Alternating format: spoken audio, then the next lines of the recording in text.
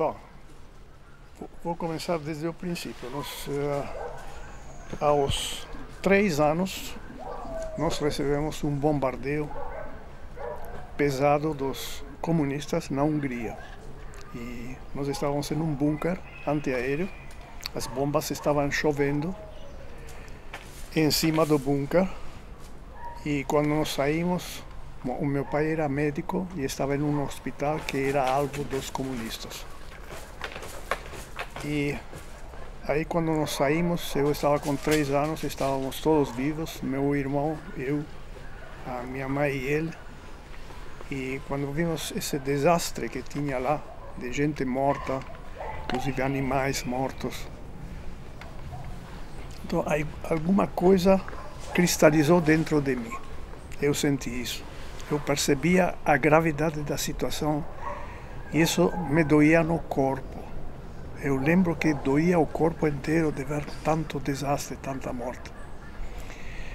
E eu lembro, essa foi uma experiência de quase morte para mim.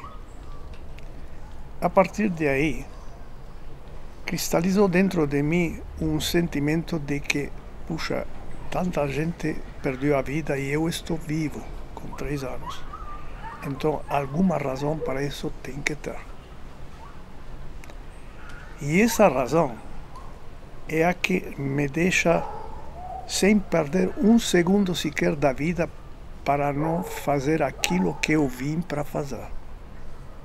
Isso me ficou muito claro desde o começo, que aqui tem um plano superior que eu vou ter que me submeter, obedecer e fazer tal como eu sinto que tem que ser feito. Aí o meu pai pegou a tesoura que ele tinha no bolso, a tesoura de operar pacientes, ele era médico, e foi para o cadáver de um cavalo. Nós estávamos os 4 juntos e ele cortou um pouco de crina do cavalo. Meu irmão e eu ficamos estupefactos de uma situação que parecia tão surreal. Então meu irmão perguntou: pai, para que você está cortando a crina desse cavalo? E ele falou, assim como para minimizar o horror de tudo isso, falou: eu vou fazer pincéis para vocês pintar com a crina do cavalo que estava morto.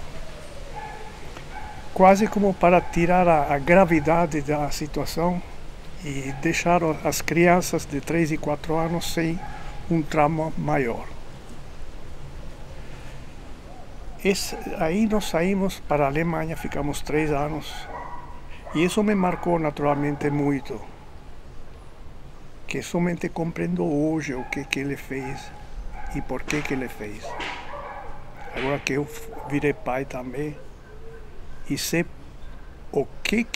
qual era a intenção dele para banalizar uma coisa tão horrorosa como gente morta no caminho. Depois fomos para a Alemanha e com o tempo, em 48, nós com 8 anos, fomos todos para a Argentina. Em um barco onde todos eram refugiados, iam para a Argentina, Estados Unidos, Austrália. E nesse barco tinha várias etnias, tinha umas 20 etnias de gente que estava escapando da Europa, que estava destruída em 48 ainda. E os grupos de pessoas que falavam a mesma língua estavam juntos. No deck, era um dia bonito. E todos falavam a sua própria língua, naturalmente. Os grupos separados. Aí veio um velhinho com um violino. Botou a caixa no chão, tirou o violino e começou a tocar. Lembro que tocava as danças ciganas de Pablo de Sarasate, que começa com muita melancolia, com muito sentimento, suavemente. E eu estava olhando as pessoas e todo mundo estava chorando da pátria que tinha perdido e que iam para um lugar onde não conheciam ninguém e que iam ter situações bastante difíceis na frente. Todo mundo estava chorando e se lamentando. e lembrando os errores da guerra. E essa mesma obra, as Danças Ciganas de Pablo de Sarasate, deixa de ser melancólico e no próximo instante ele vira uma música de dança. E ele, um violino sozinho, ele tocando sozinho, com o mundo dele, tocando. E as pessoas, os grupos étnicos se misturaram. Ninguém falava a língua do outro, mas começaram a dançar. E eu estava olhando isso com os meus 7 anos, 8 anos e não entendia nada. Mas eu sabia que esse violino era mágico. De alguma maneira, essas madeiras, nunca tinha visto um violino. E eu estava simplesmente olhando para isso e dizia, o que é isto aqui? E eu estou perseguindo essa pergunta até hoje. O que é isto aqui? Umas madeiras juntadas de alguma maneira especial que são capazes de unir as pessoas de uma maneira tão espetacular e irracional, onde linguagem não interessa, história prévia não interessa, desastre não interessa, futuro também não interessa, é o momento. E tudo isso é o violino. Então, a partir de aí, surtei, grilei, e é o que estou fazendo até hoje. Eu acho que não vou sair dessa. E aí você chegou na Argentina e começou a ter os primeiros contatos ali com madeira, como é que foi? Aí tive os primeiros contatos, eu já estava, tinha uma tara mental e espiritual com madeira e com violino. Então eu, com 11, 12 anos, ia ao porto de Buenos Aires, pegar os caixotes de madeira que vinham de fora, que eram de abeto e de ácero. E eu queria fazer o violino. Queria fazer porque esse violino, eu tenho que fazer um violino. E fiz o meu primeiro violino com 12 anos. E a partir daí eu só fiquei cortando madeira e botando embaixo da minha cama, que não tinha outro lugar. E aí a pouco a minha cama começou a crescer. E apareceram outros que gostavam de música também. Disseram, puxa, mas você tem tanto material bastante interessante. Eu sempre com o ônibus ia para lá, trazia algumas madeiras. Me vende este pedaço aqui. Então eu falei, tá, você pode... E botei um preço e ele levou. Então percebi que eu podia comprar coisas com isso, que não era madeira. E comprar mais madeira. Isso sigue até hoje. Aí eu comecei a dizer, puxa, mas isso vai ser muito bom, porque para quando eu ficar velho, eu vou ter um estoque de madeira muito bom para fazer os meus violinos. E o que tem? Como que foi fazer esse primeiro violino?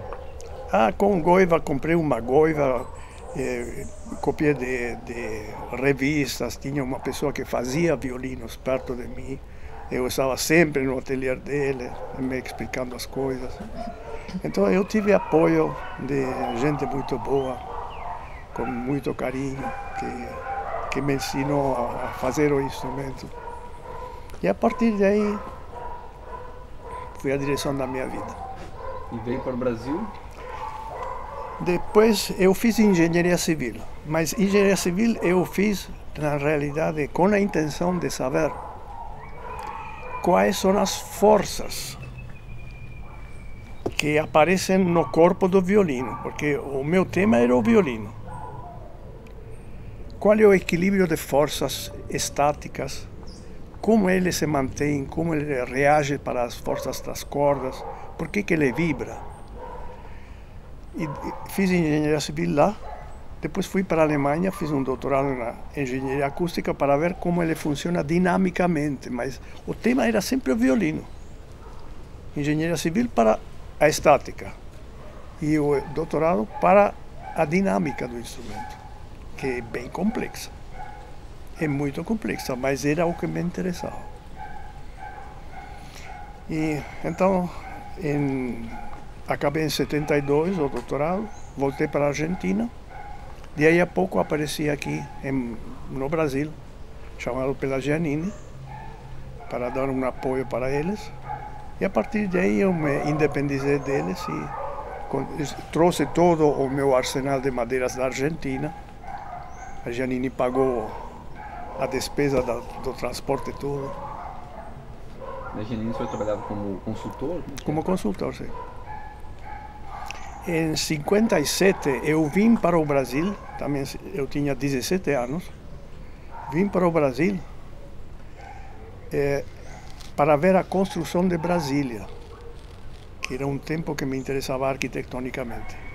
Era um tema muito interessante, era único no mundo, continua sendo. E aí nessa viagem eu trouxe muito jacarandá da Bahia, que nesse tempo era praticamente uma madeira que não tinha o valor que tem hoje. Que eram refugos de laminação que as pessoas me davam, simplesmente vai levando lá. Levei um monte de madeira para a Argentina, tudo isso eu preparei para componentes. E quando mudei para o Brasil, eu trouxe tudo isso comigo. E depois continuei trabalhando aqui, continuei comerciando com outros países, exportando e importando. Eu fui buscar madeira no Alasca, nos Estados Unidos, na Sibéria. Fui para lá, eu próprio cortei a madeira, trouxe tudo e está tudo aqui. Tem muitos tipos de madeira aqui. E nesse meio tempo foi sempre também trabalhando com a luteria, continuando fazendo isso, né? Sim. E sobretudo preparando componentes para quando eu ficar velho. Agora isso já aconteceu. Vai ficar velho daqui a pouco? Daqui a pouco? Tá bom. Eu dou um tempo. Eugênio, que tipo de instrumentos você já construiu? De 12 tons temperados por oitava. Temperados quer dizer que estão ajustados. É uma escala que se atribui a Johann Sebastian Bach, porque teve muitas intenções anteriores de ajuste de escalas. A mesma escala ela foi descoberta 4.800 anos antes por um chinês que se chamava Lin Lung. E ele a definiu perfeitamente dizendo: você pega uma corda, divide em 18, marca. Pega o que marcou, divide em 18, marca. O que ficou, divide em 18, marca.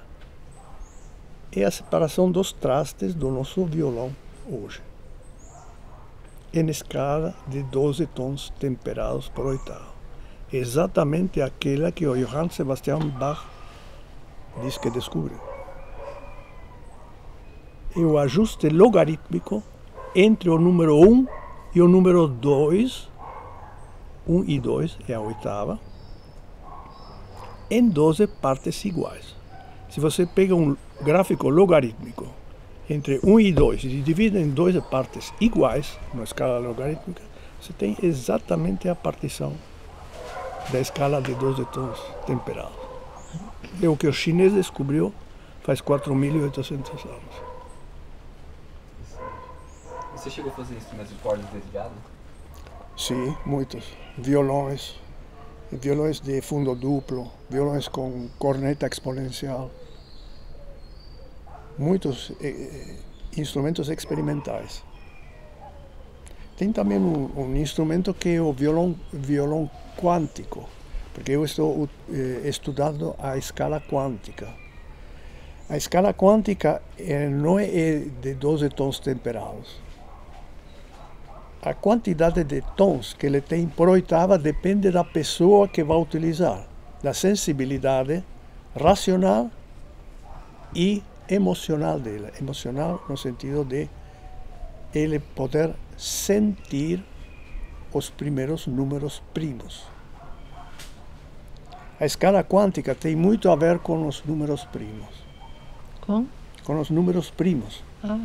Que é 1, 2, 3, 5, 7.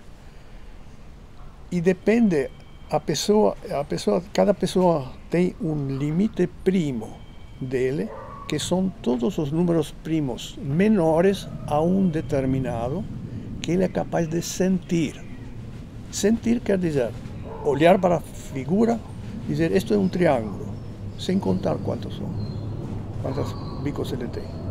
Ou dizer, isto é um heptágono, sem dizer 1, 2, 3, 4, 5, 6, 7. Tem que sentir. Esse é o limite primo dele. E disso depende a quantidade de tons que ele é capaz de elaborar e sentir por oitava. Da oitava você não escapa. A oitava sempre é a mesma. É duplicação de frequência.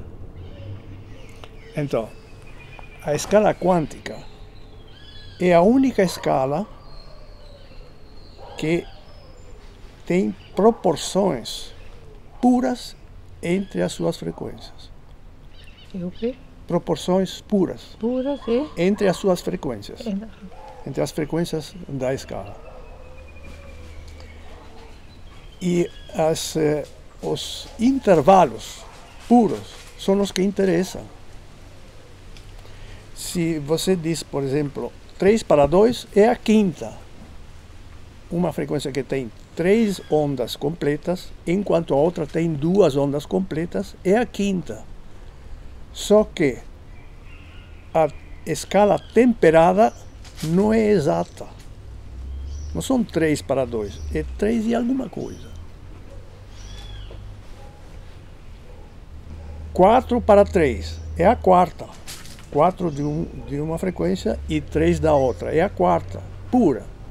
Mas a temperada não é. 5 para 4 é a terça maior.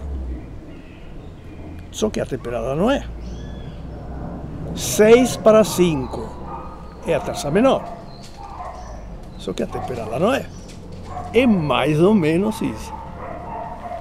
Então, sempre a escala de 12 tons temperada é impura em todos os seus intervalos, exceto a oitava. Todos eles são fajutos, estão forçados. A escala quântica não tem um tom sequer da exatidão. É tudo perfeitamente puro. Eu fabriquei um instrumento que tem essa partição na escala. Ele está aqui. Depois eu vou mostrar para vocês, se vocês quiserem ver. Queremos. Sim? Claro. Quer que eu traga aí? Pô, claro. Aleluia! Esse é show de bola, meu gênio. Demorou! Não quer dizer que o gravo bem temperado não é bem temperado. Então, esse aqui. Esse é o instrumento. Ah, você conseguiu todas as cordas? Sim. Que ótimo! Agora vamos, quer dizer, vamos afinar ele um pouco. Mas já tentamos bastante e a pessoa que fez não estava entendendo. Tem que esta corda tem que ser esta presa aqui. Esta presa aqui. Esta presa aqui. Então, o sistema de afinação é esse. Que tal? Muito interessante, incrível aí. Vamos entender melhor aos poucos.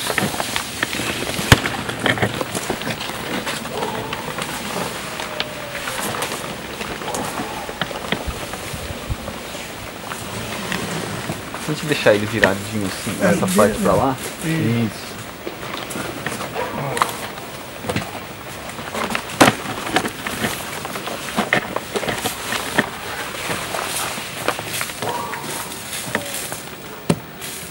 Vamos utilizar de peso, de contrapeso, na obra de arte. Aí, então, serve para alguma coisa, né? Sim. Isso é um projeto, senhores, de afinação e construção da escala.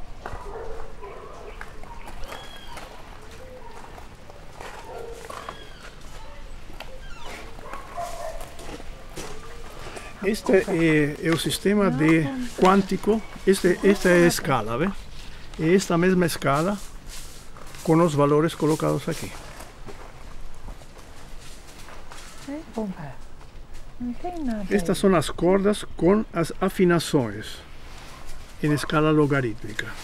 Projetadas nesta direção, aparece a hipérbole que transforma comprimento de corda em frequência. Então, a projeção de tudo isto marca estes valores aqui.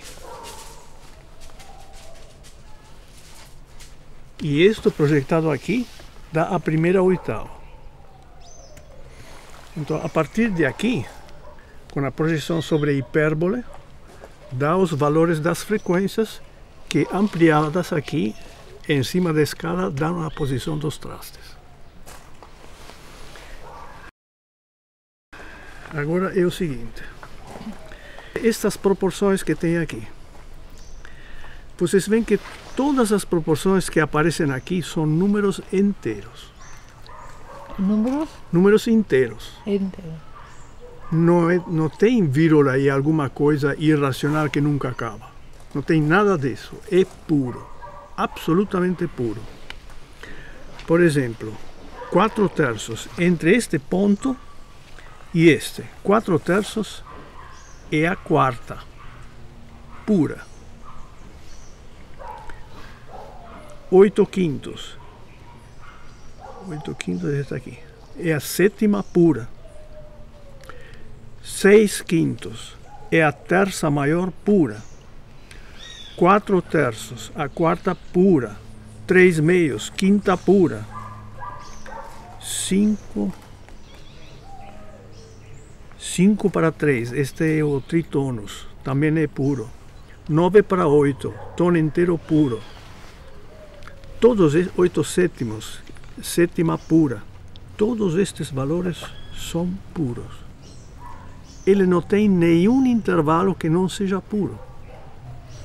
Mas ele não é temperado. Você não pode fazer uma melodia e transpor.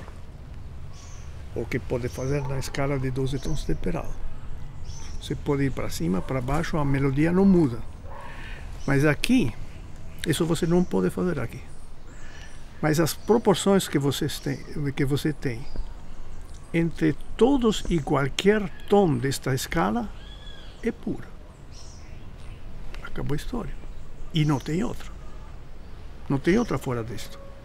Porque isto está baseado nos números primos, que são únicos. Números?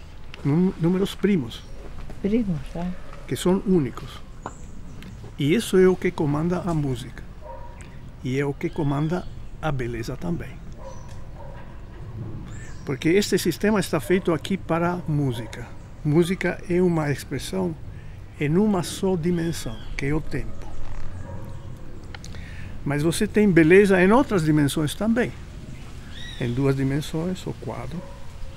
Em 3 dimensões, escultura, arquitetura. Em 4 dimensões, o balé, o volume que se mexe com o tempo, que tem um devir dentro do tempo, 4 dimensões, a quarta é o tempo. Literatura, a mesma coisa, são 4 dimensões sempre, onde 3 dimensões volumétricas não existem, mas você as imagina, e o quarto é enquanto você lê. Então, aos poucos, você vai obtendo uma experiência que está baseada nos teus registros prévios, e você carrega isso consigo. Sempre que você lê uma obra escrita, tudo aquilo que você já mandou para o teu arquivo pessoal vem à tona. E você compara. Você vê as relações. E cria novas relações em cima disso. A literatura é arte na 4ª dimensão. E todas essas artes começam com a música, porque aqui é fácil. Aqui são números. Você tem uma dimensão só. Essa dimensão te serve para todas as outras artes, porque todas elas estão baseadas nos números primos. Da mesma maneira como estão baseados aqui, e da mesma maneira como aparecem aqui. Aqui aparece muito simples. e muito palpável. Você pode medir, você pode calcular elas. E nas outras artes é muito mais difícil, mas a base é a mesma. A estética, a ciência da beleza está baseada nos números primos. E só vale realmente aquilo que te dá proporções exatas. Isso vem desde ainda do tempo dos gregos. O primeiro quantificador foi o Diofantos. O Diofantos era louco por soluções de problemas em números inteiros. Ele só queria solucionar as coisas em números inteiros. Por isso se fala hoje de solução diofântica. Quando um problema se soluciona em números inteiros, é diofântico. Depois de que apareceram os atomistas, mas a base da quantificação, da capacidade do ser humano de expressar isso em números, tudo em números, veio do Diofantos. Isso é o quê? Veio do Diofantos. Aí apareceram os que disseram, sim, mas o mundo físico, o que é a natureza, nós queremos quantificar isso. Então foram procurando a partícula menor, o elétron, o próton, a menor partícula de matéria que podia ser. O átomos, aquele que não pode ser cortado. Aquele que já é a unidade que não pode ser dividida. Os gregos fizeram isso. Mas a estética, a beleza também pode ser quantificada. E pode ser quantificada desta maneira e de nenhuma outra. Porque os primos, os números primos, que são a base disto, são únicos. E não tem discussão com respeito a isso. Não existem outros números primos fora do 1, 2, 3, 5, 7. Não existem. Então a solução é essa. Bom, já comecei desde muito cedo a me interessar sobre harmonia musical. Desde muito cedo. E finalmente isto é coisa dos últimos 10, 15 anos que eu estou já de tal maneira enfronhado nisso que sei de que se trata. Porque existem outros, quando a gente fala sobre... Aqueles? Cadê? Ah, sim.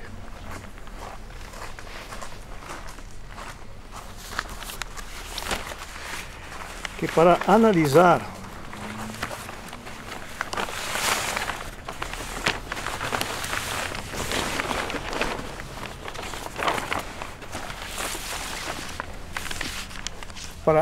o que são os números primos e de que maneira eles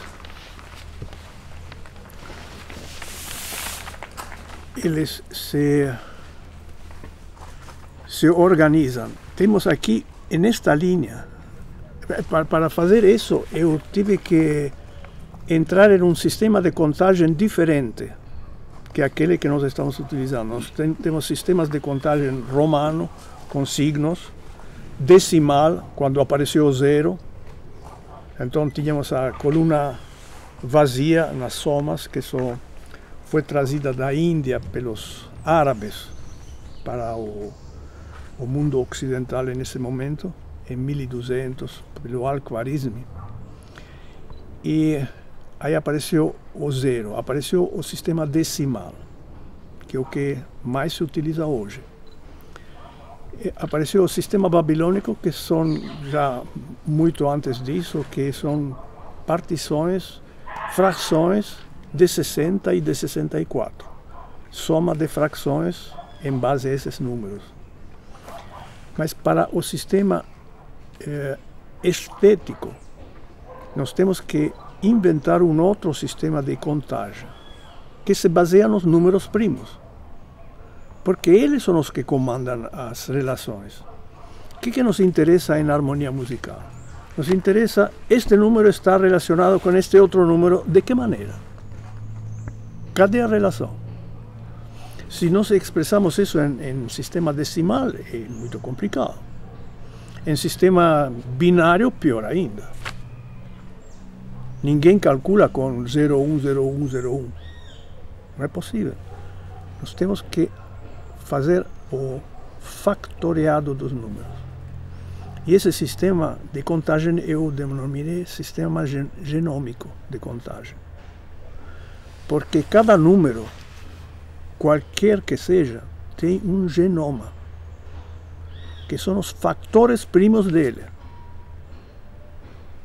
E é o único que interessa para, de uma só olhada, você saber de que maneira está relacionado com todos os outros números.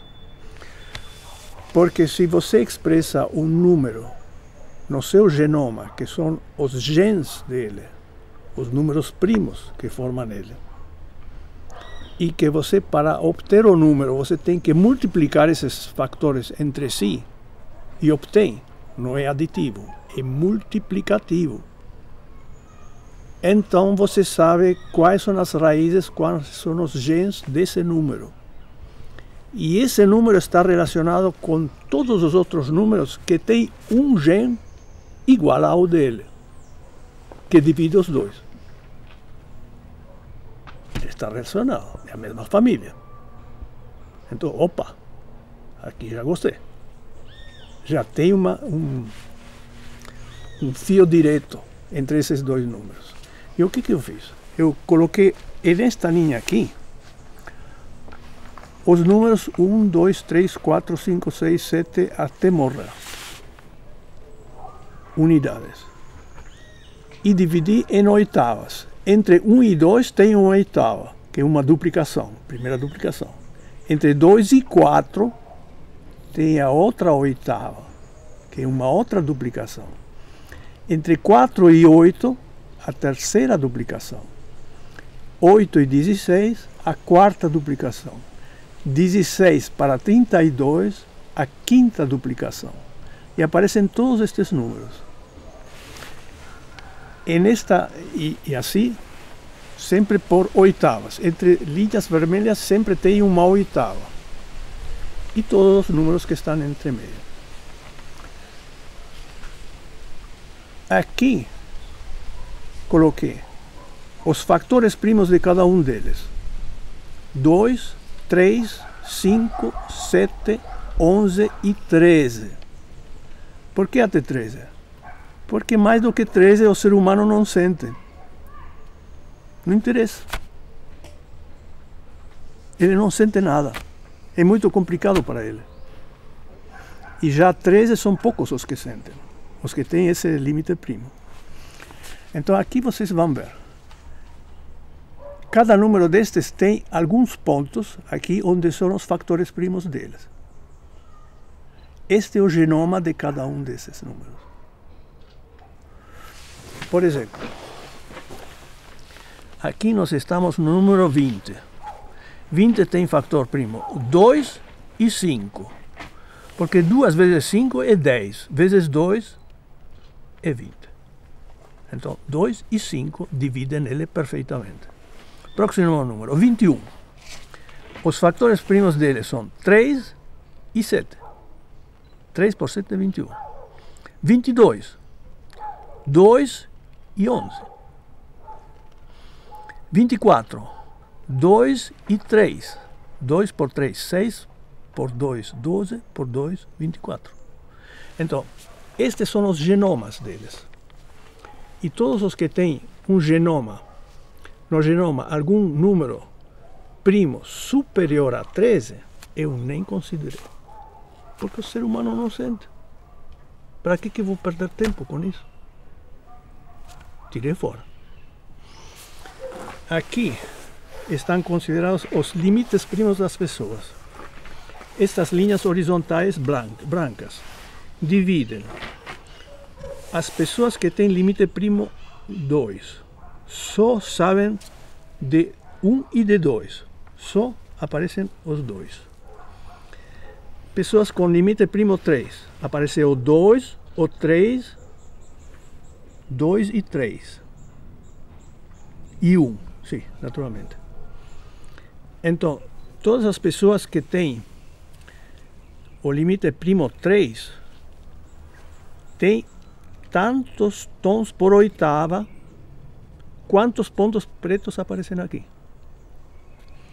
As pessoas que têm limite primo 5 são estas que estão aqui. Tem que dizer outra coisa, que o nível de inteligência da pessoa divide as oitavas. Quantos dados ele é capaz de elaborar racionalmente. Então, cada quadrado destes é um grupo de pessoas que tem esta sensibilidade racional e esta sensibilidade emocional. Ok. Emocional. Esta capacidade racional e esta emocional. Cada quadrado destes é um grupo de pessoas que tem. Este grupo tem 1, 2, 3, 4, 5, 6, 7, 8, 9, 10, 11, 12 tons por oitava, que ele sente e sabe o que fazer com elas. Este aqui, limite primo 11, tem, já o 11 já está. 1, 2, 3, 4, 5, 6, 7, 8, 9, 10, 11, 12, 13, 14, 15, 16 tons por oitava que ele sabe elaborar e sente. As duas coisas são importantes. Então, a oitava dele é esta. Com isto ele sabe o que fazer. Esta pessoa aqui não sabe o que fazer com isso, porque ele não sente o 11. Então, a sensibilidade para a outra é diferente de pessoa a pessoa. Mas a base teórica é a mesma. É isto aqui. Só que o sistema de contagem tem que ser genômico. Não é decimal, não é aditivo, não é de frações como os babilônicos. É multiplicativo, genômico. Então, a pessoa tem que se reelaborar e começar a contar genomicamente. E aí é fácil. Aí sai todo este sistema harmônico, sai tudo daqui. O racional e o emocional nesse caso tem a relação, no caso racional, com a questão melódica ou emocional com a questão harmônica? Não. A racional não é melódica nem harmônica. As duas são parte da harmonia. Não pode ser separado assim que um é racional e o outro não é. A parte racional, a capacidade racional da pessoa é encontrar relacionamentos racionais na música, não auditivos, racionais, significado, contraponto, movimentação de uma melodia, similitudes em melodia. Essas são coisas racionais. A melodia propriamente não é. Porque a melodia é, vamos dizer assim, uma coluna vertebral da harmonia. A harmonia é a base da melodia. E a melodia é geralmente um só tom, poucas vezes 2 ou 3 tons, variando entre si. E tudo isso é um campo muito amplo, muito amplo. Todos os relacionamentos. Mas o sistema de contagem da estética em geral, visível, audível, imaginável, no caso da literatura, é uma só. São os números primos, que é isto aqui. Isto em duas dimensões, você imagina isto em esta mesma rebatida aqui.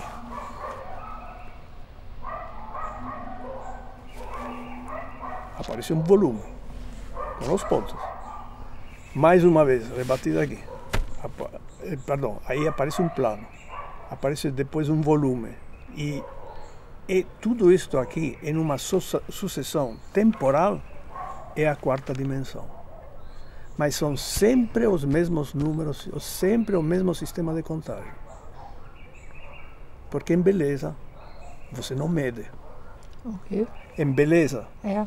você não mede nada. Ninguém mede nada em beleza. Não. Ou você gosta ou você não gosta. É. E de onde que vem isso que você gosta ou não gosta? Com alguma coisa dentro de você. Dentro de você. Vem de uma coisa que está dentro de você, que você sente, e a tua estrutura mental e E emocional está de acordo e está te dizendo isto serve para mim, eu gosto disto, porque aqui a coisa encaixa. É. Encaixa o que em que? Aham. É muito variável. Ai, que alívio. Por quê? Que alívio.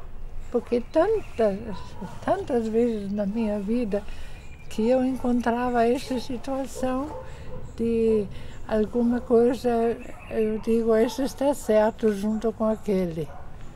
Ou como professora, em relação a alunos. Aí um professor disse, esse aluno é excelente. Eu disse, sim, até um certo ponto, porque me falta o emocional. Não? E aí a gente vai discutindo com aquele professor, não adianta, porque está falando de duas coisas diferentes. Então, e aí a gente diz, mas eu sei que eu estou sentindo em relação a algum aluno, não? Uma situação. Então a gente sente alguma coisa e sente que esse é o certo. E não acha ninguém que não tem como explicar para alguém. Por que eu acho? Esse encaixou. É que uma dessas pessoas tinha um limite primo diferente do outro. É. Então, essa tinha razões É. para ter sensações diferentes do outro. Sim. Muitas vezes, na apreciação de obras de arte, isso é tão diferente entre as pessoas, tão diferente, e vem do limite primo da pessoa. Eu sou professora de arte aposentada de uma escola Rudolf Steiner. Eu vivia constante com os outros professores do campo de arte, outras artes. E com alguns a gente encaixava direitinho, não? E com outras a gente... Não, isso não adianta, a gente só perde tempo. Vamos fazer. E não discutir, porque não leva a nada. A gente sente isso. Como é que isso... Eu vou resgatar um pouquinho no caso dele, que é um apaixonado por viola. Dentro da viola, a gente tem assim, um grande grupo de músicos sem racionalidade elaborada, né? Pessoas muito simples, pessoas pedreiros, pessoas como eletricista ou simplesmente um agricultor, mas toca a viola, sente a viola e é capaz de construir letras poéticas de muita profundidade, embora na sua linguagem popular, na sua linguagem de seu meio, mas tem esta outra sensibilidade exacerbada. Então, poderia ter um número primo elevado para determinadas áreas e nas outras ser um número primo menor? Não, em outras áreas não. A sensibilidade, o limite primo de uma pessoa está dado, mas não está dada a capacidade de elaborar dados, porque essa capacidade você disciplina ela. Quanto mais você estuda, mais dados você é capaz de manejar de uma maneira automática. Eles te dão uma base que outras pessoas não têm, mas o limite de sensibilidade, limite primo de sensibilidade, é um só para cada pessoa. E isso vem um pouco do berço e um pouco daquilo que você vai ser aplicando, vai descobrindo ao longo da tua vida. Porque quanto mais você se ocupa de música, maior é a tua sensibilidade prima. Isso vai crescendo dentro de você. Mas ela não é para dizer que o limite primo é para a racionalidade ou é para a sensibilidade. O limite primo é um só. E você ver polígono de 7 lados e dizer, ah, esse aí é um heptágono. E como que você sabe? Ah, eu conheço a figura, pô. Eu não preciso ficar contando 1, 2, 3, 4, 5, 6, 7. Eu tenho isso dentro. Eu aplico um modelo que vem do registro, coincide, é 7, 7.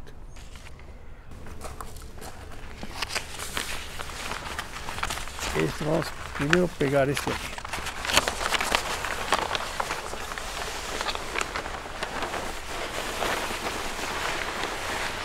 Já que falamos de limite primo, vamos pegar outro dos teclados.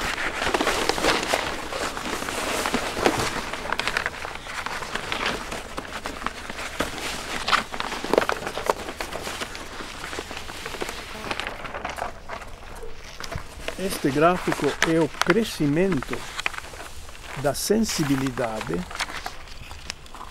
prima dentro da pessoa. Aqui vocês vão encontrar alguns termos que parecem muito místicos. A árvore da vida, etapas do seu crescimento por camadas. A árvore da vida. E aqui a direção do arquiteto, que aparece no número 1. Tudo isto não quer dizer nada místico. É a consciência do número dentro de você. Ou você a tem ou você não a tem.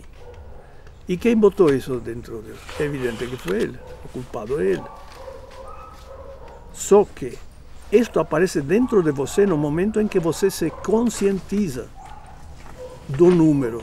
Você começa a contar.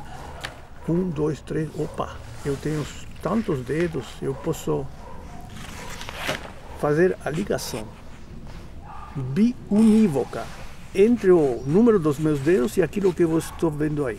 Aí é que aparece o número dentro de você. Aonde que começa isso? É a camada do número 2. Por que isto se chama árvore da vida? Porque o número 2 é o eixo de uma árvore. Tal como é também o número 3, o número 5, o 7, o 11 e o 13. A árvore da vida. Com isso eu quis dizer a árvore da sensação e da conscientização do número dentro de você. Sempre se trata dentro de você. Nada disto está fora.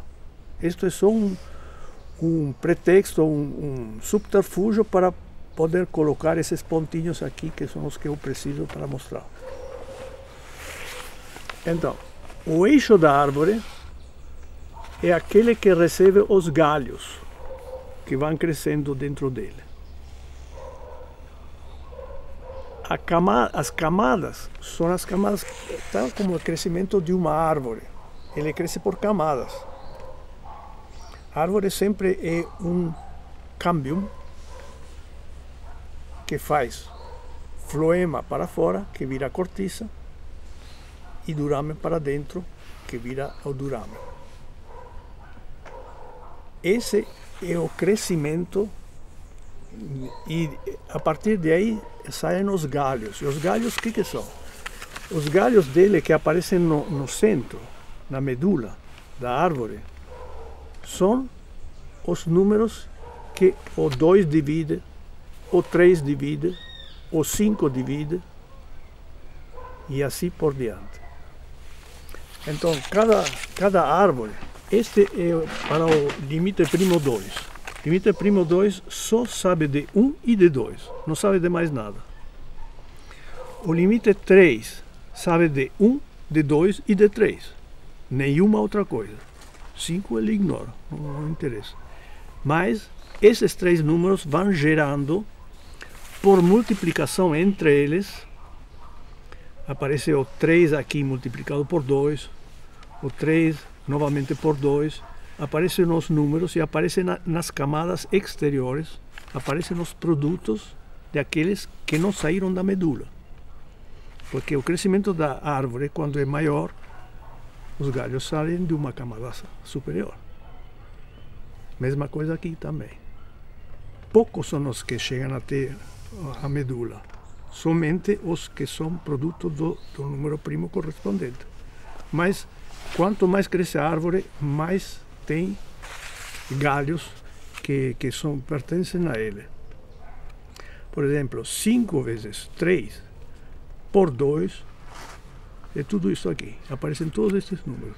E aqui vão todas as multiplicações, combinações entre tudo aquilo que este limite primo tem. Então, para uma pessoa que tem limite primo 3, vale este aqui.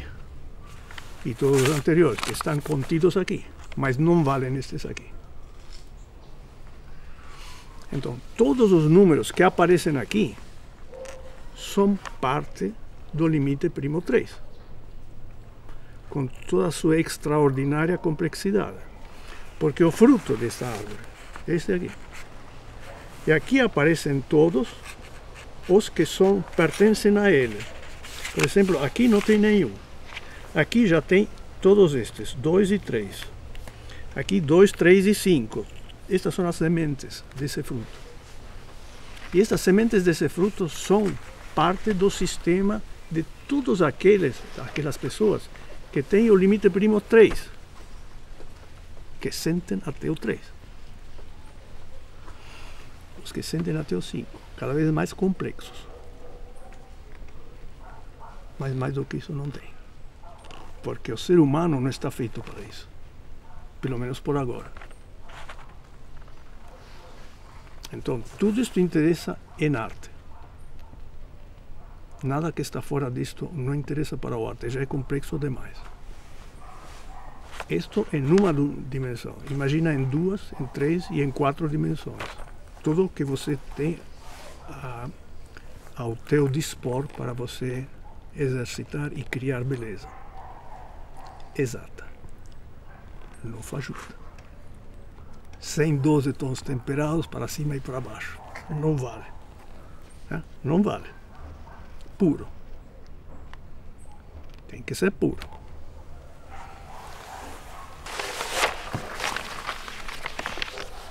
Veja.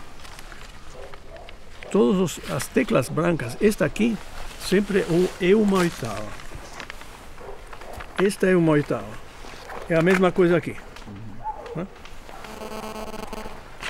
Isto. Mesma coisa aqui. Branco é 2. É o quê? Branco é 2. 2. Sim. Vermelho é 3.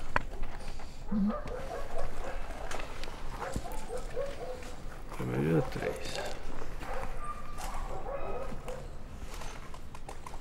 Este laranja. Ah, sim.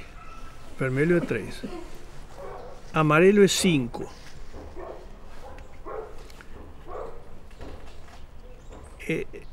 Verde é 7.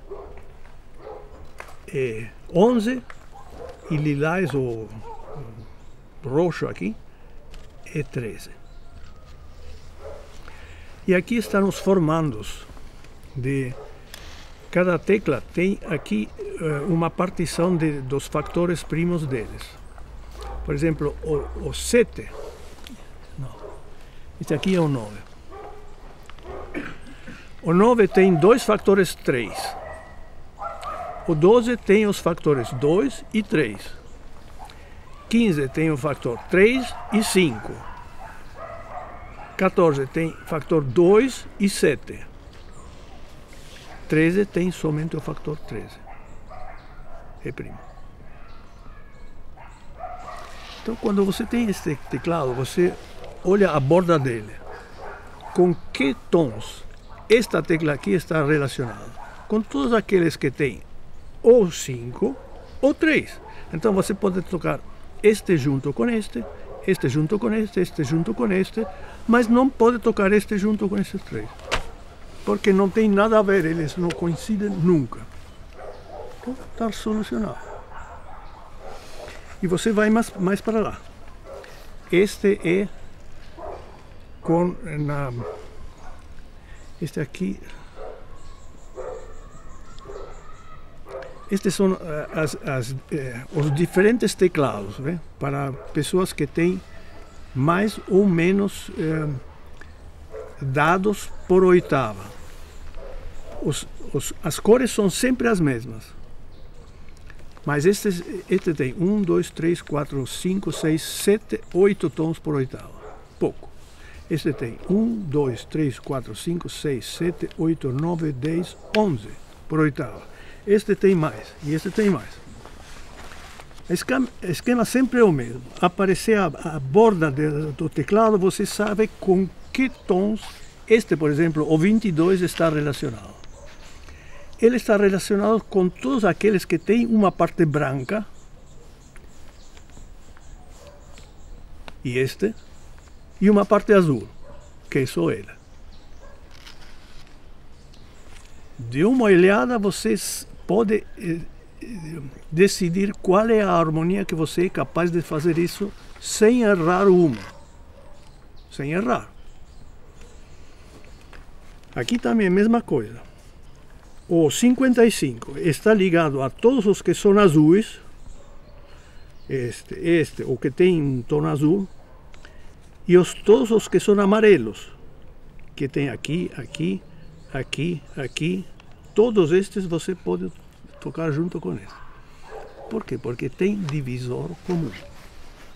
No seu genoma aparece o 5. Então está relacionado. Mesma coisa, você divide da mesma maneira um quanto o outro. Aparece no genoma o mesmo número, eles são da mesma família. Porque são divisíveis pelo mesmo número primo. Está solucionado. E você sabe onde que você se encaixa. Qual é a tua capacidade racional, aqui, aqui, aqui ou aqui, e qual é teu número limite primo.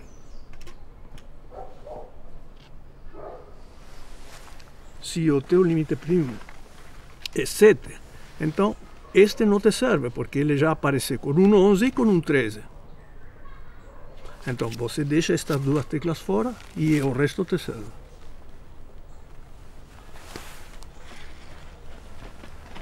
E dentro A intuição, já aparece uma coisa interessante na intuição.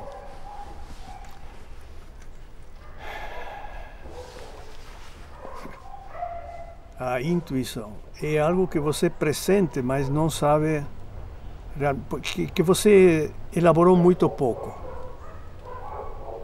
Você está falando em estética, de intuição, não é? Em estética. A intuição é a ponta da lança, da tua lança. Essa é a intuição. Então, nessa direção, você tem não é uma premonição, porque premonição entra o fator tempo. Intuição é que você sente, você tem já a sensação de que você vai encontrar coisas que encaixam. E ela já vem, é a tua ponta de lança estética. Essa é a intuição. Definiria assim, dessa maneira. E em cima disso é bom você trabalhar porque tem coisa lá. Tem coisa que você pode praticamente tirar da terra, fazer o buraco e encontrar a gema, porque o teu eu, tudo aquilo que pertence a você, já está sabendo que alguma coisa lá tem que é interessante. O lei nova, o Araribá, esse é o nome desta madeira. Esta madeira é toda carvalho da Hungria, que o piano está feito desta madeira. Carvalho da Hungria. Aqui tem jacarandá da Bahia, já cortado em fundos e faixas de violão. Aqui novamente pau-ferro da Bolívia e também de Bahia. Imbuia.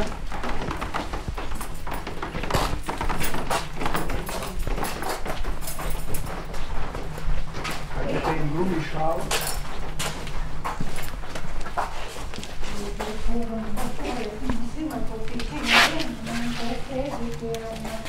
Aqui, ó.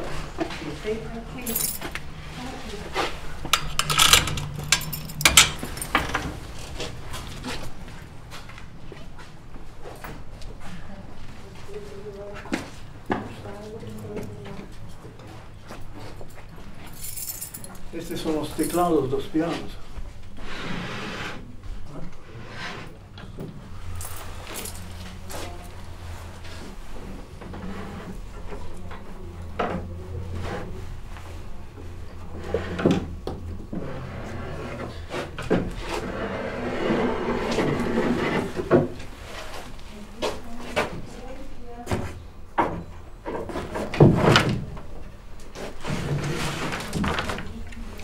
Esta es la martelera que ven aquí encima. Y estas teclas, todas ellas, tienen un mecanismo que esto está perforado aquí embaixo da tecla y permite que el pianista, cuando le toca a tecla para abajo, él pueda hacer este movimiento aquí. Apertar la tecla para abajo. Este canto aquí pega una alavanca que mexe con a corda, tensiona un poco a corda. Quer dizer, quando você faz este movimento aqui, o pianista, então ele levanta a frequência, faz o trêmulo na própria corda. Tanto as teclas brancas como as pretas também. Né? Isto é um pouco de fibra de carbono, que faz o mesmo trabalho que faz nas teclas brancas. Então, o teclado todo, quando o pianista quiser fazer vibrar uma tecla separadamente das outras, ele pode fazer isso. Em todo o teclado, porque todo ele está socavado. Né?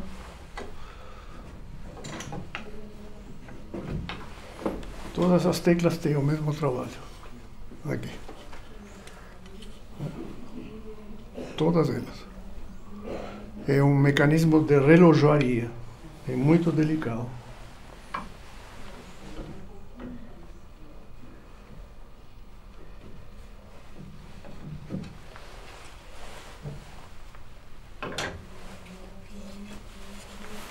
E essa é uma das particularidades do piano.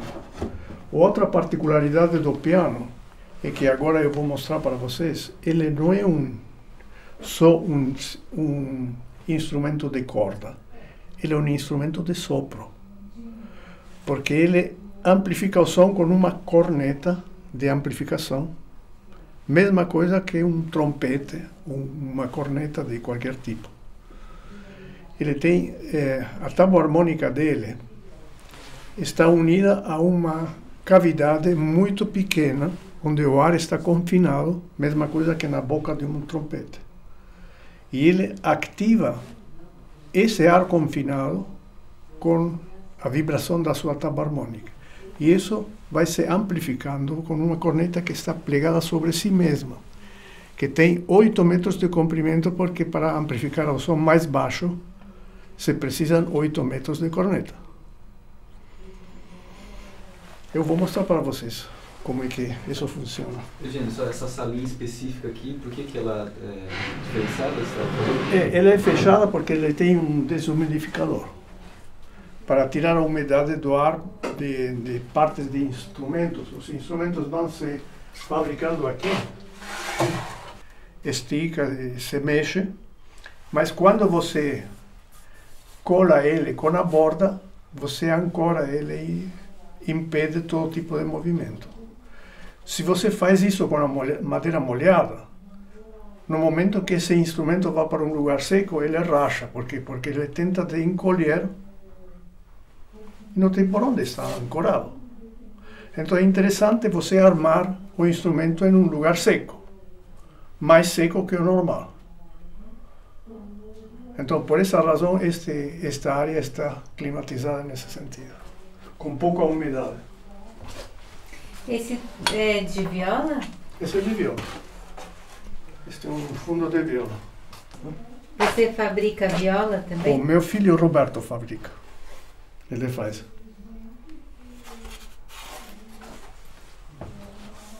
Ele é de Mariporã? Sim, ele Muitas vezes ele vem por aqui, ele mora em Osasco, mas ele mora aqui. E aqui estão as rosetas, que são para os violões. Isso é uma coisa bastante interessante de ver.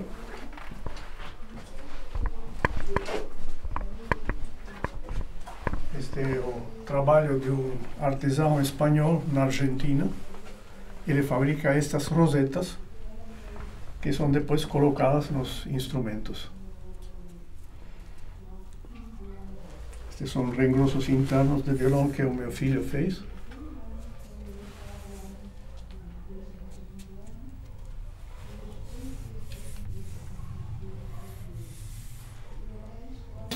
Puro. Deixa eu levantar, desculpa.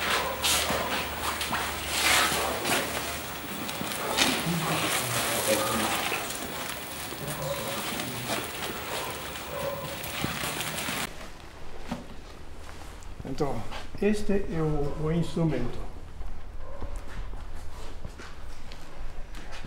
O teclado vem colocado aqui. Aqui tem uma chapa de aço. Em cima e embaixo da chapa de aço está a tábua harmônica, que está aqui. E dá para ver ela. São essas tábuas harmônicas, né? São 3 tábuas harmônicas.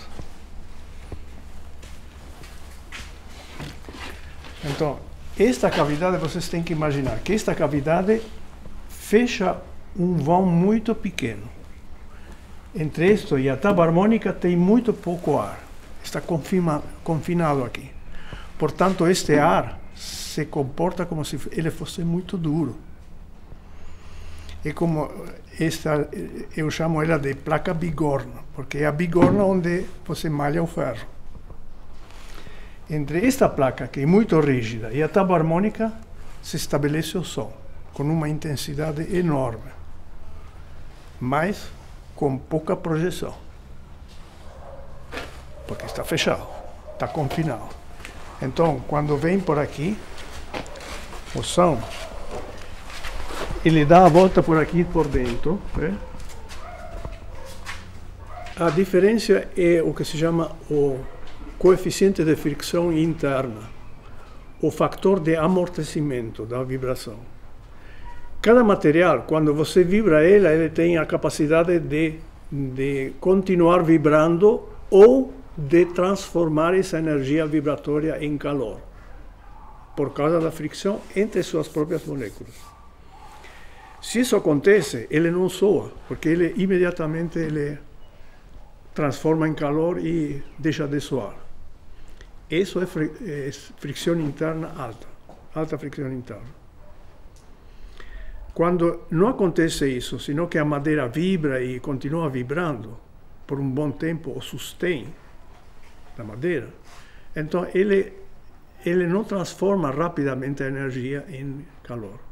Ele devolve a energia, ele fica vibrando. E se o instrumento está bem feito, e isso é permitido e utilizado para amplificar, é um bom instrumento. Agora, com uma madeira que tem uma alta fricção interna, um alto fator de amortecimento, você nunca vai fazer um bom instrumento, porque a madeira te traga a energia que você tem, que é muito pouco. É a energia que o teu dedo é capaz de aplicar na corda, ou o martelo é capaz de aplicar na corda. Isso é muito pouco. Então, o luthier tem que ser muito econômico com a pouca energia que ele tem. Tem que saber utilizar ela muito bem e obter um instrumento que tem um alto sustain, com madeiras que têm baixa fricção interna, com madeiras sonoras. Sonora é uma madeira que quando você bate ele continua vibrando por muito tempo, antes de morrer. Se ele morre logo, é melhor você esquecer essa madeira e não perder tempo com ela, porque o instrumento nunca vai soar bem. Respondeu? Esses são todos tampos e fundos de violinos, que eu fui juntando durante o tempo. Parte deles já esteve embaixo da minha cama, quando eu era criança. E estão esperando ser feitos. Deixa eu te fazer uma outra pergunta. Você falou que a peça de carbono está pronta. Está pronto, podemos Eu vi ver. aquela uma lá em cima do tampo do piano que você já preparou. Eu achei impressionante. Ah, esse é o formato. Olha que cavalete. Este é o cavalete de abeto com as fibras atravessadas. Né? Todas as fibras estão atravessadas assim. Por quê? Porque as outras fibras estão assim. Então, este cavalete reparte melhor a força em uma quantidade maior de fibras longas. Então, e isto vai estar recoberto com fibra de carbono. E é isso aqui.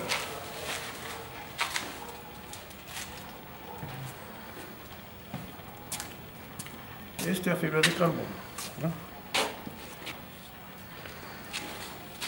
Ele está recoberto assim e vai dando toda a volta a mesma fibra de carbono, porque você dobra ela. Né?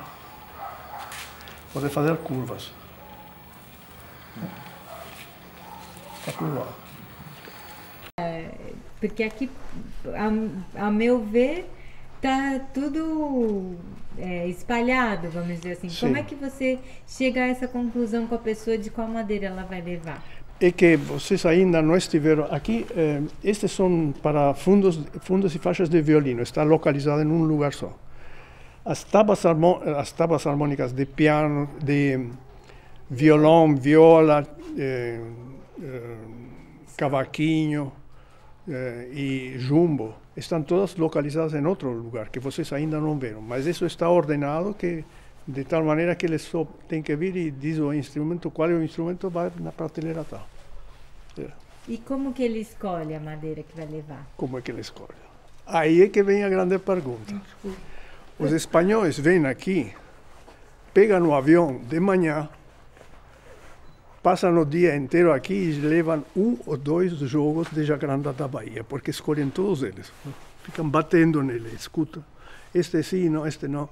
Este não é muito bom nos baixos, este é melhor nos agudos. E passam o dia escolhendo aqui e levam 1 jogo ou 2 jogos, pegam o avião e vão de volta. Por quê? Porque eles sabem o que quer. E isso é sagrado. Isso olha, é uma experiência ver esses luthiers aí batendo e dizendo: não, este vai ser muito bom para Albéniz, por exemplo. Este vai dar um flamenco daqueles. Ele sabe o que quer. Mas como é que ele sabe o que quer? Porque ele já fez muito e sabe como é o som da madeira que ele precisa. E ele passa o dia aqui para escolher 1 jogo, 2 jogos.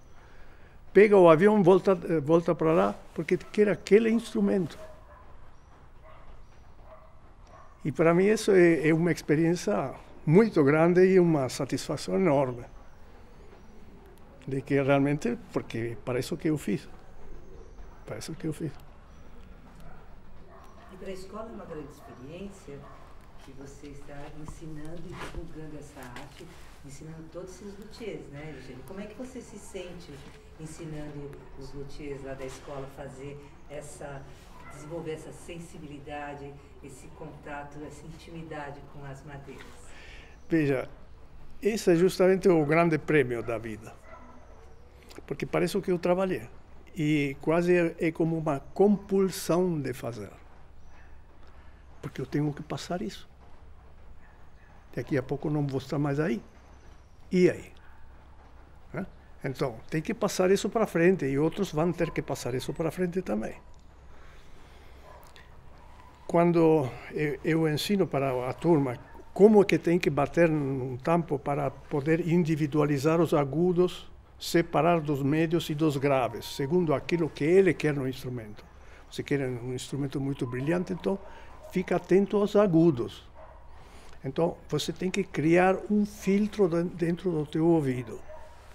Não me interessa mais nada, só os agudos. Eu bato e me concentro nos agudos. A madeira serve ou não? Ele tem agudos ou não tem? E eu vou mostrar isso para vocês agora. Tem ou não tem? Então, aí é que vem a escolha. Naturalmente, a aparência é outro fator também. Mas o fator mais importante é como essa madeira está soando. E também não é interessante que tipo de madeira é, qual é o nome latino dela. Não interessa. Não interessa. Naturalmente, você escolhe porque você sabe que quer um violão de jacarandá, porque te pediram que você gosta do material.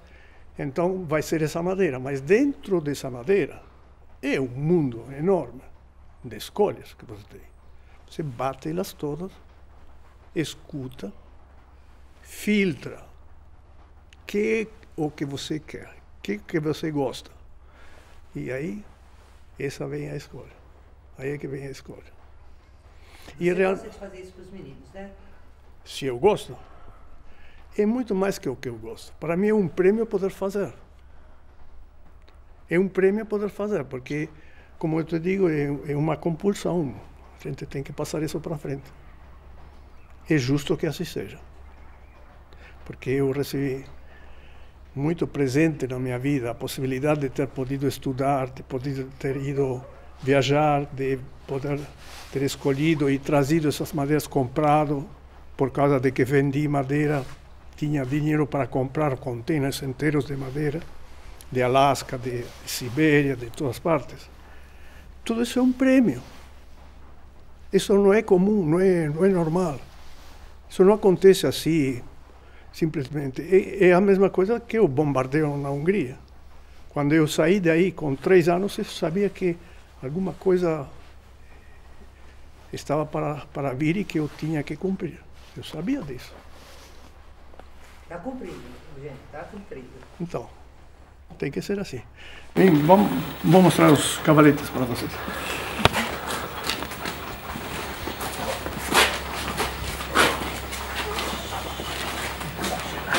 Bom, vamos. Congelada, mulher. Mas eu não reclamo das minhas mãos, porque foi essas que fez com que eu fui para o Brasil. Porque o médico que me tratou,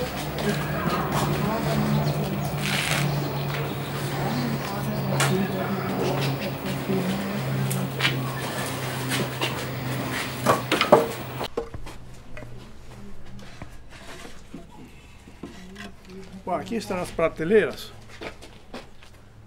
com todos os tamanhos e os tipos de madeira já pré-selecionados para a tua pergunta, se alguém vem aqui. Então, estas são madeiras. Esta é madeira de quiri, por exemplo. E este é um martelinho muito esperto, que tem uma parte dura e uma parte mole.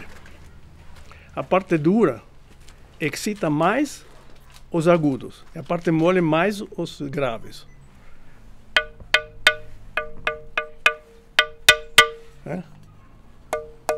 Este é mais os mole. E segundo, onde você suspende,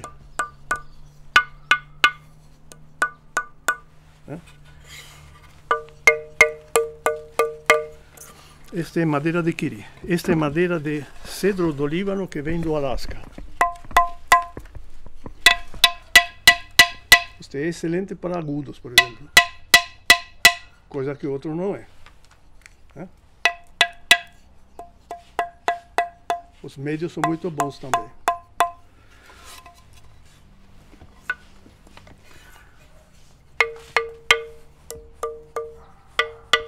Os agudos deles são mais curtos que aqui. E assim é como você individualiza a vibração dos instrumentos. Por exemplo, em madeiras para violão.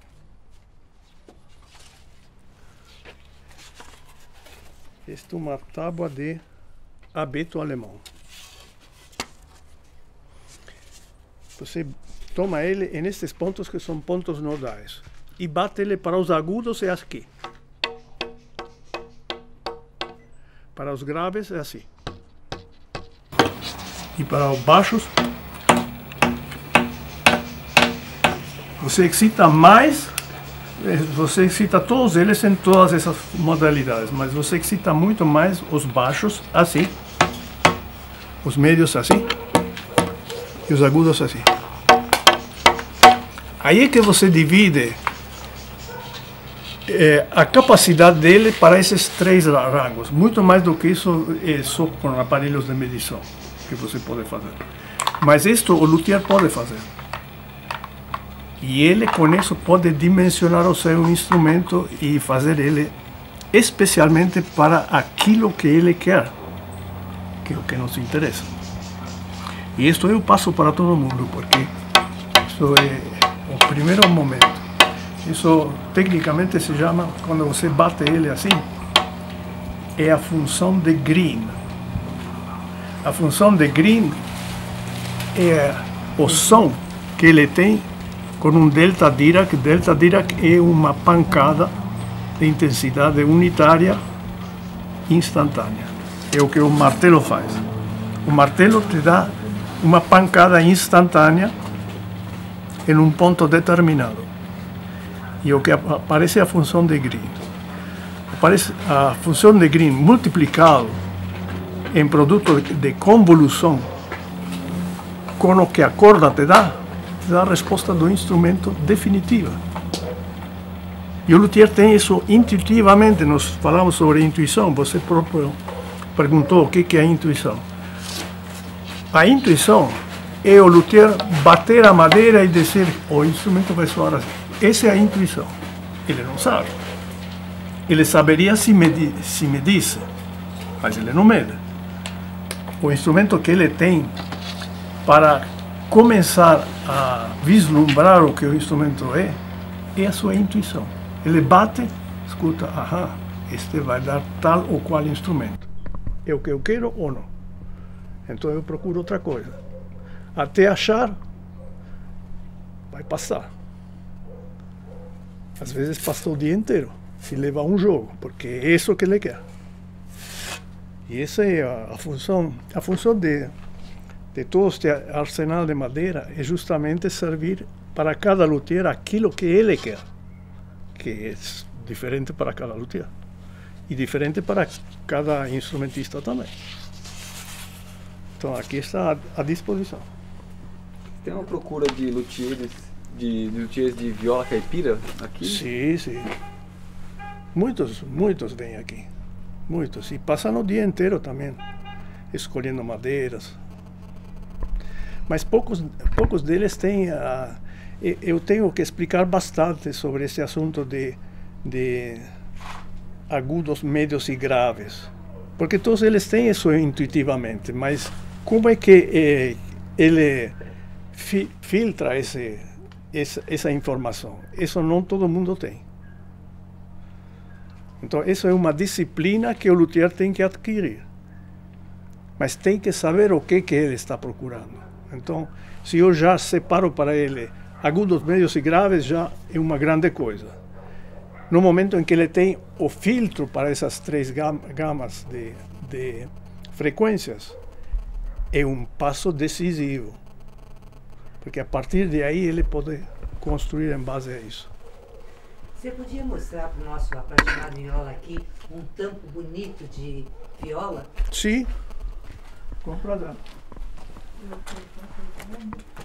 Não, eu estou só fazendo ele comprar uma viola minha, viu, Eugênio? Você mostra um tampo de viola bem 10, porque daí ele vai querer que eu faça uma viola para ele. Sim. Eu gosto de viola média aguda, assim. Vê como ele ressoa? Quando você bate ele, bota o ouvido aqui.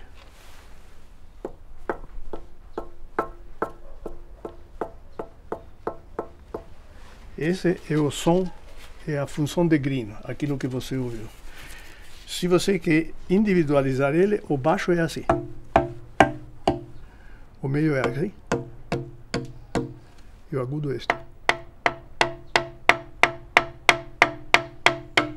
É o melhor método para individualizar eles. Agora você vai ver que todos eles são diferentes.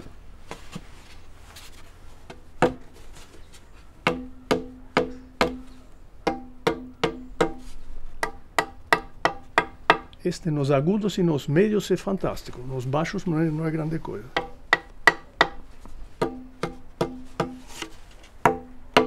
Aqui falta intensidade.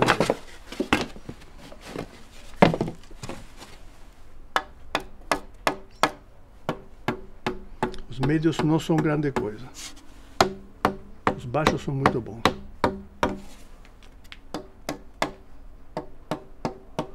Aqui falta no meio. No meio está faltando.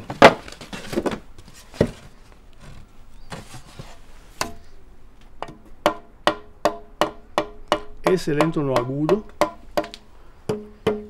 Muito bom no meio. E muito bom no baixo.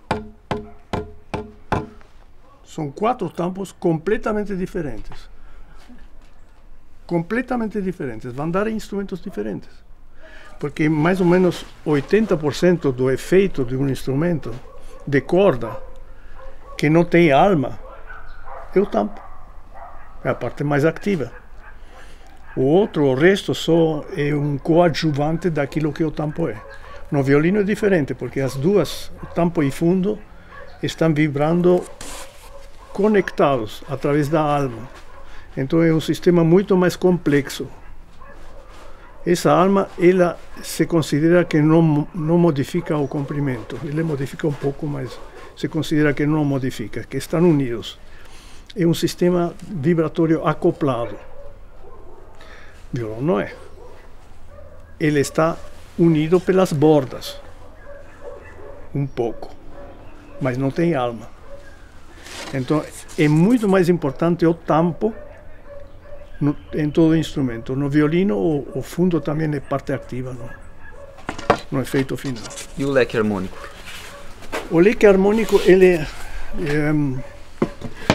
o efeito do leque harmônico que se coloca aqui, embaixo do cavalete, é tomar uma parte maior do tampo como parte ativa, porque se você não tivesse o leque harmônico, uma parte reduzida do tampo seria 100% aproveitada.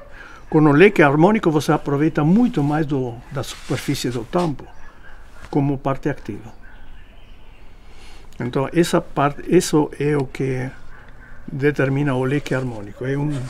É mais ou menos a mesma coisa que o cavalete. E é uma maneira específica mais propícia ao leque? Geralmente se faz da mesma madeira do tampo, mas não tem nada a ver. Você pode fazer ela até de IP se você quiser. Só que aí as espessuras seriam diferentes. E agora eu vou mostrar para vocês o cavalete do piano, que já está laminado com fibra de carbono. Está por aqui. Só mais uma questão. Aqui, você que cortou esses tampos? Sim. Todos esses? Todos. Você não viu nada. Parabéns. Tem 200 toneladas de jacarandá da Bahia que eu cortei. E esse jacarandá da Bahia salvou de ser carvão, de virar carvão. Durante 20 anos, ou 25 anos, mais ou menos, as carvoarias de sul da Bahia, Minas e Rio de Janeiro vinham trazer aqui todas as madeiras que eram jacarandá da Bahia, que iam virar carvão. E eu trabalhei elas e estão todas aí. Tem mais de 20 mil jogos de violão em jacarandá da Bahia, que iam virar carvão. E para fazer o corte, tem alguma especificação? Como tem que ser? O corte, por exemplo, nos tampos, ele tem que ser, você tem que ter a peça cortada em tortas de mais ou menos 60 centímetros. Você bota a torta, todo o tronco, e na horizontal pega uma cunha, faz o corte radial perfeito, quer dizer, a cunha tem que passar pelo centro do tronco, bate e tal como ele racha, aí você começa a cortar ele. Você não pode pegar um tronco e colocar no carro de desdobro de toras e começar a cortar. Por quê? Porque a árvore cresce helicoidalmente.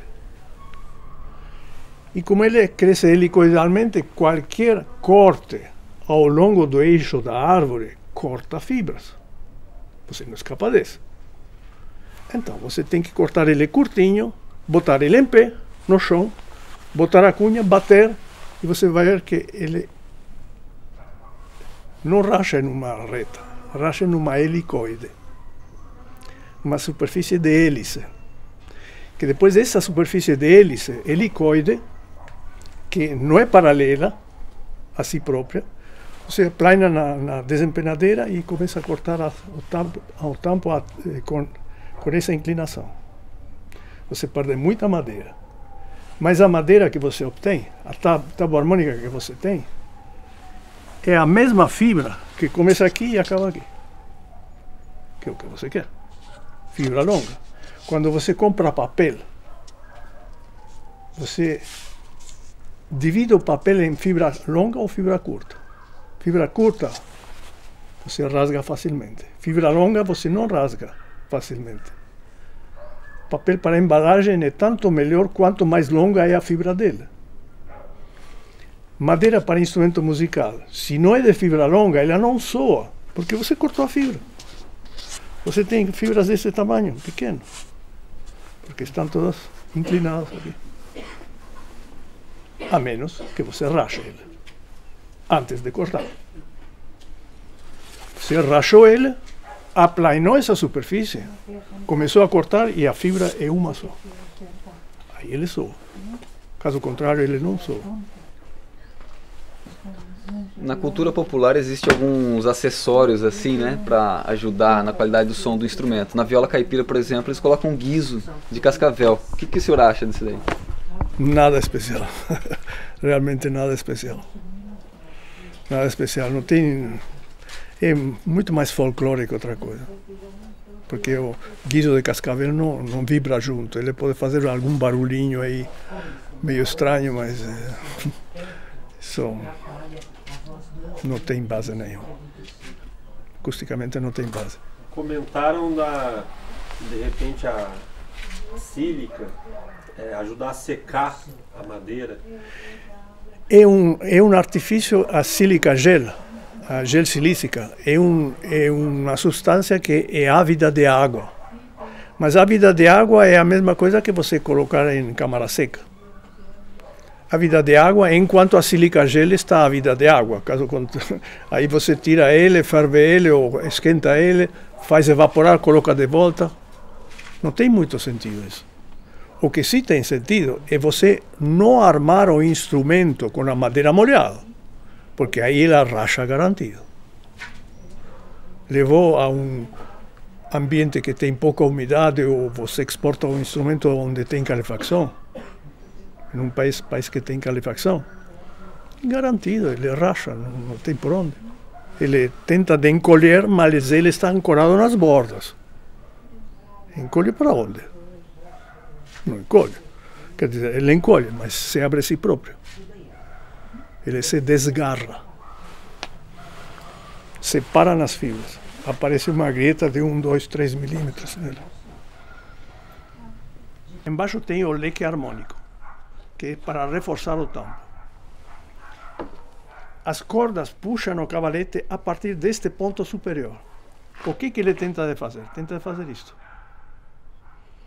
E a tábua harmônica, o tampo, o que ele faz? Traz ele de volta. E a vibração que a corda faz aqui é transmitida por causa desta oscilação do cavalete. É uma solicitação de momento flexor. Isto tem um momento que flexiona ele. A tábua harmônica, o tampo, resiste a essa flexão. Mas com quê? Com a sua própria deformação. O tampo é deformado por causa da ação das cordas para cima e para baixo. Faz este trabalho de oscilação. Então, o sistema de funcionamento deste tampo é de oscilação. Tá. Entendi. No piano não. No piano vai ser de subir e descer de uma que aperta, outra que puxa, uma que aperta, outra que puxa. Tudo isso em um vão de ar muito confinado, muito pequeno, que a boca do trompete é sempre pequena, muito pequena. Se amplia depois. Porque ele une a impedância muito elevada dos teus lábios. Conduz ele a uma impedância cada vez menor. Paulatinamente cada vez menor até quase zero. Porque a impedância do ar que te circunda é quase zero. E a partir de aí, dessa impedância, é que o teu tímpano vai receber a informação do que está acontecendo a altas energias nos teus lábios. Porque se você faz isso sem o trompete, você não escuta nada. Porque o salto de impedância é enorme.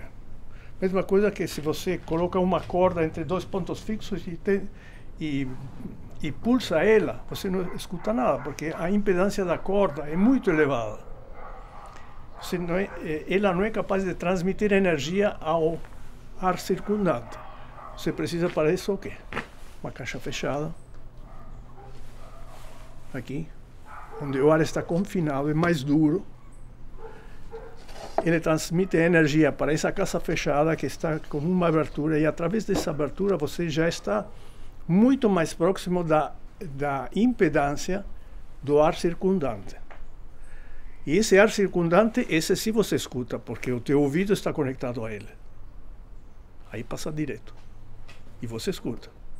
Aí entra novamente em um trompete. O teu ouvido é um trompete que vai afunilando essa informação até o teu tímpano, onde novamente a impedância é muito grande. A vibração desses ossinhos que você tem no ouvido se transmite ao líquido que você tem dentro do ouvido e que é solidário ao líquido que está na cóclea. A cóclea é um caracol onde todas as seções são sensíveis a certas frequências, ressoam a uma certa frequência. Então, a tua cóclea é um analisador harmônico que te proporciona quase infinitas informações de diferentes frequências simultaneamente. É o teu analisador harmônico. Teu cérebro recebe isso de uma vez só. E você sabe imediatamente se o que está soando é um clarinete, uma flauta, porque o teu ouvido já dividiu ele em partes e já te passou essa informação muito complexa, muito complexa. É um diagrama que te passa. Vai buscar criar para si. Todo mundo que, vamos dizer, passou por épocas quando o mundo estava em reviravoltas 10 ao mesmo tempo, ou 20. E quando a gente escuta a história de vida das pessoas muito durante anos, a gente percebe. Cada um por dentro de si tem um centro da onde que sai a conscientização, o que, vamos dizer, convida a sua conscientização de pensar em coisas que ninguém contou, mas que eles querem buscar na vida, estão precisando. Não sabem porquê, de onde, não sabem quem falou, não sabem nada, mas o destino também vai juntinho com todos os atos do ser humano, o pequeno, o médio tamanho, o adulto. Ele busca, o destino traz para ele, numa certa hora, quando ninguém está pensando em música, aquela que tem essa busca, ele vai encontrar no meio dos barulhos outros que o mundo está fazendo. Ele vai encontrar e ele vai dizer: aqui eu fico um pouco. E acaba ficando.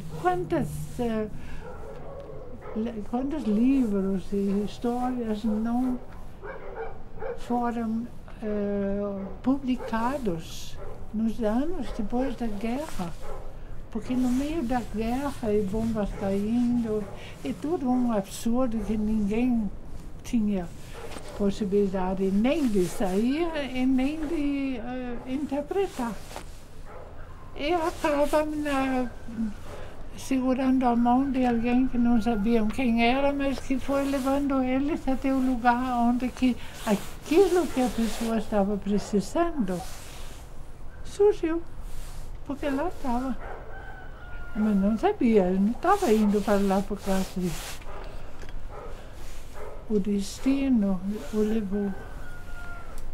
E aí a gente diz, o que é o destino? Tem perna e cabeça e braço. E destino não tem nada disso.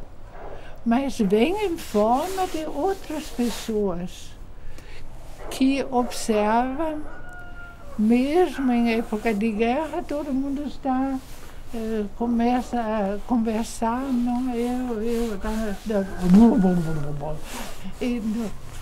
Quando acorda,